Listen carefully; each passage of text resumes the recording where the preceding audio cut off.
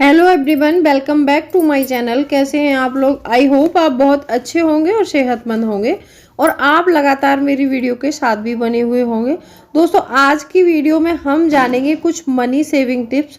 ऐसे money saving tips हैं कि जो रोज़मर्रा की ज़िंदगी में अगर इनका इम्प्लीमेंट हम करेंगे तो हमारे बहुत सारे पैसे हम बचा सकते हैं और बहुत सारे काम ऐसे भी हैं कि जिनको हम बिगड़ने से भी बचा सकते हैं।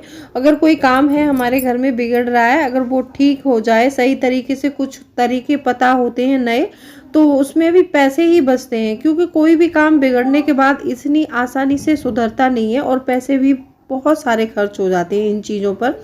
तो आज की वीडियो बहुत इंपॉर्टेंट है, वीडियो के अंत तक ज़रूर बने रहिएगा।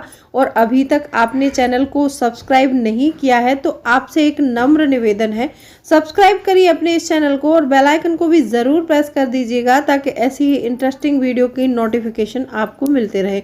दोस्तों, वीडियो पसंद आए तो एक लाइक ज़रूर कर दीजिएगा। एक मेरी सब्सक्राइबर हैं जिनका नाम है आशा जी। आशा जी ने रिक्वेस्ट की है कि दीदी कुछ नए मनी सेविंग टिप्स बताइए। तो ये जो मैं बताने वाली हूँ, जो बिल्कुल न्यू सेविंग टिप्स हैं और ये हाउस वाइफ को अपने घर में अप्लाई करने ही चाहिए। तो चलिए स्टार्ट करते हैं वीडियो को। सबसे पहला पॉइंट है कि अपने घर का काम खुद करें। देखो, बहुत सारी महिलाएं ऐसी होती हैं कि जिनको बाहर मतलब वर्किंग के लिए बाहर जाना पड़ता है, काम के लिए कहीं ऑफिस जाती हैं, या फिर कोई ऐसा काम है कि वो घर में अपने टाइम नहीं दे पा रही है, तो वो एक हाउस मेड रख सकती हैं। लेकिन जो हाउस वाइफ हैं, जो सिर्फ घर पर ही रहती हैं, उनको कहीं बाहर जाके काम नहीं करना पड़ता है, तो उनको अपने घर का काम स्वयं करना चाहिए। अभी इससे होता क्या है कि आपकी हेल्थ भी अच्छी रहती है और हेल्थ अच्छी होने के बावजूद जो हमारा जो एक्स्ट्रा पैसा जब हम मेड लगाते हैं घर पे, तो कम से कम 5,000 रुपये मंथली हमें देने ही पड़ जाते हैं। अब वो 5,000 रुपये मंथली देंगे और उसके बावजूद भी हमें मेड का किया हुआ काम पसंद नहीं आता है, फिर भी हम पूरी तरह संतुष्ट नहीं हो पाते हैं। 5,000 रुपये भी जा रहे हैं हमारे मंथ में और लेकिन हमें काम से भी संतुष्ट नहीं है। तो अपने घर का काम हमें स्वयं करना चाहिए। अब जो मेड रखते हैं ना, वर्किंग वूमेन है तो वो रखती हैं, चलो कोई बात नहीं, उनकी तो मजबूरी हो जाती है, लेकिन हाउस वाइफ की कोई मजबूरी नहीं होती है। लेकिन मैंने फिर भी बहुत सी हाउस वाइफ ऐसी हैं कि जो घर पर रहते हुए लेकिन मेड रखी है उन्होंने। काम तो वो भी करती हैं उसके साथ में, लेकिन मतलब पूरा नहीं करेंगी, अधूरा करेंगी, कुछ भी करेंगी। फिर भी उसके बावजूद क्या होता है कि जब हम खाना बनाने के लिए भी मेड रख लेते हैं, बहुत से लोग झाड़ू पोछा कपड़े बर्तन के लिए रखते हैं, बहुत से लोग खाना बनाने के लिए भी रखते हैं। जब मेड खाना बनाती है तो होता क्या है कि जनरली घरों में ऐसा होता है कि जब हम अपने परिवार के लिए खुद खाना बनाते हैं तो हमें पता रहता है कि हमारे घर में मतलब जो है कितना खाना बनेगा, और मेड को नहीं पता है। तो मेड तो उल्टा सीधा बनाएगी, ज़्यादा भी बनाएगी, कम भी बनाएगी। अब ज़्यादा बनाएगी तो फेंक देगी, कम बनाएगी तो फिर आपको कुछ बाहर से ऑर्डर करना पड़ेगा। तो जब ज़्यादा खाना बनेगा तो खाने का वेस्टेज भी होगा, तो फिर आपको मतलब राशन जल्दी लाना पड़ेगा, आपका राशन भी ख़त्म हो जाएगा। तो इसमें भी आपके बहुत सारे पैसे खर्च होते हैं। अगर आप ऐसा करते हैं तो इसको ना करें, और इससे बहुत अगर नहीं करेंगे तो बहुत सारे पैसे आप बचा सकते हैं। दूसरा पॉइंट है कि घर पर ही प्रेस करें कपड़े। बहुत से लोग ऐसे होते हैं, मैंने देखा है कि खाली टाइम का यूटिलाइज नहीं करती हैं। ज़्यादातर महिलाओं में अक्सर करके ये होता है कि जब भी उनको खाली टाइम मिलेगा तो वो फटाफट से सो जाती हैं। लेकिन ये कहते हैं ना कि ज़िंदगी हमारी है, इसको चाहो तो सोना बना लो, इसको चाहो तो सोने में गुजार दो। तो कुछ लोग ऐसा करते हैं कि जब भी फ्री टाइम मिलता है तो आपको अपने घर में छोटे मोटे काम होते हैं वो फ्री कर लेने चाहिए।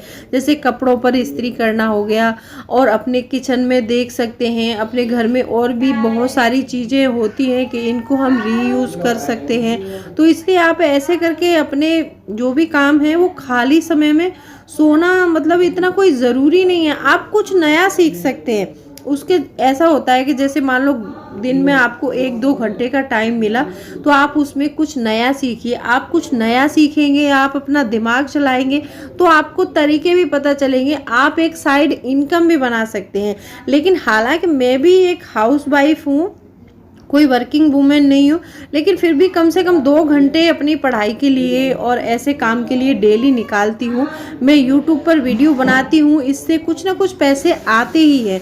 लेकिन बहुत सारे लोगों की रिक्वेस्ट आ रही है काफ़ी दिनों से कि आपको पेमेंट कितना आता है और कितना आपने वो कर लिया है। तो मैं देखो आपको अभी बहुत ही जल्द वीडियो आएगा मेरा कि मेरी पेमेंट कितनी आती है इस पर, ठीक है।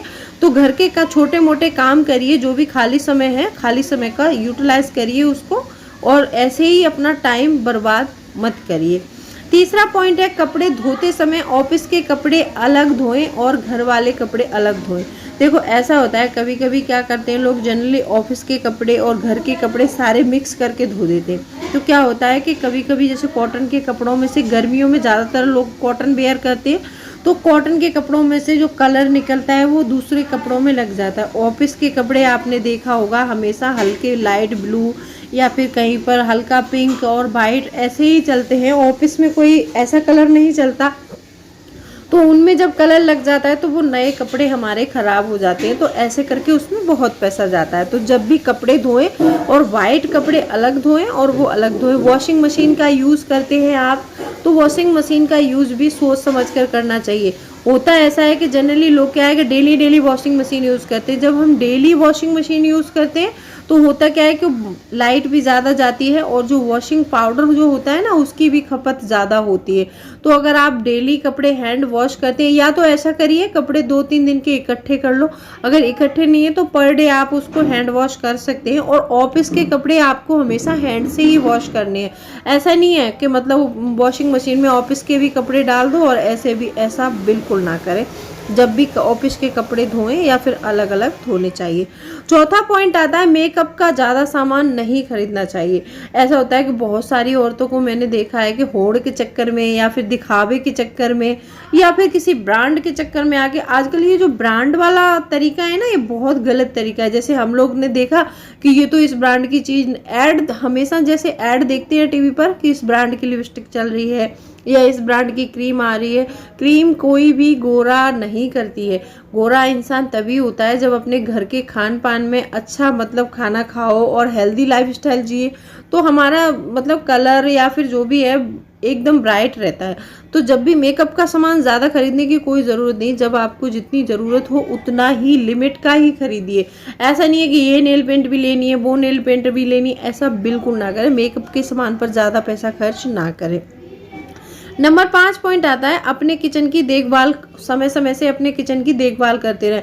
देखो बहुत से लोगों को मैंने देखा है, पता है क्या करते हैं कि मतलब ऐसा नहीं करेंगे कि जैसे डब्बों में दालें रखी हैं, चावल रखे हैं, बेसन रखे हैं, उनकी देखभाल ही नहीं करते। उनको पता ही नहीं है कि हमारे डब्बों में दाल पड़ी है।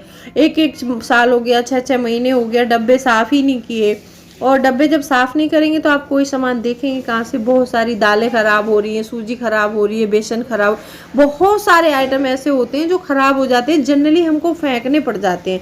तो ऐसा ना करें। जब भी आप अपने किचन में काम करें तो समय समय पर डब्बों पर जो है ऊपर साफ़ सफाई करते रहें और अंदर भी खोल कर देखिए उनको कि कोई सामान ख़राब तो नहीं हो रहा। लग रहा है कि ये सामान ख़राब हो रहा है तो उसको जल्दी यूज़ कर लो। ये बिगनर्स के लिए, जो अभी न्यूली मैरिड हुई हैं, उनके लिए बहुत अच्छे साबित हो सकते हैं ये पॉइंट, और वो एक अच्छी गृहिणी भी बन सकती हैं इससे। नंबर 7 पॉइंट आता है, अपने कपड़ों की वार्डरोब को समय समय से चेक करते रहें।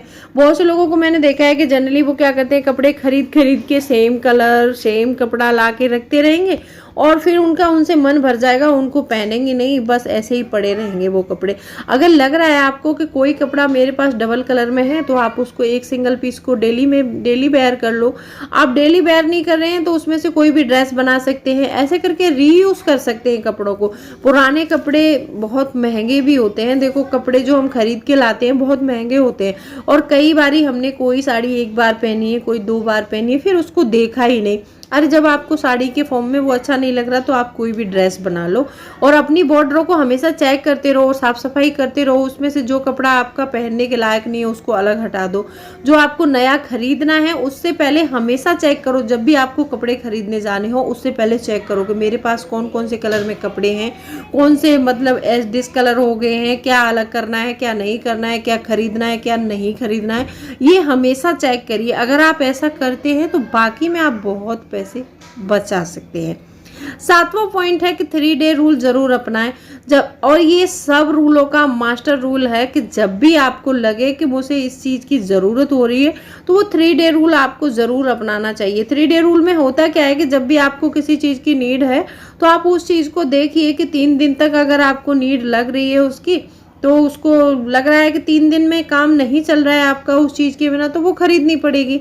लग रहा है कि इस चीज़ के बिना मेरा काम चल रहा है, तो उसको मतलब बाय करने की कोई ज़रूरत नहीं है। तो वो चीज़ आपके लिए बेफिजूल के 3 डे रूल हो सकता है, वो 24 आवर रूल हो सकता है।